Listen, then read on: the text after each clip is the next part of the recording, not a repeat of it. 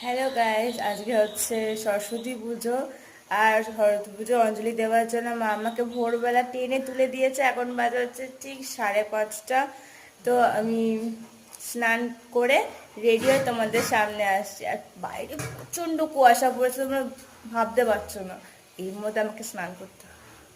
এই যে আমি রেডি হয়ে গেছি, এখন যাব অঞ্জলি দিতে। তো চলো, আমরা সবাই এখানে লাল পাড় সাদা শাড়ি পরে অঞ্জলি দিচ্ছি আজকে। আমাদের কেমন লাগছে প্লিজ কমেন্টে জানাবে।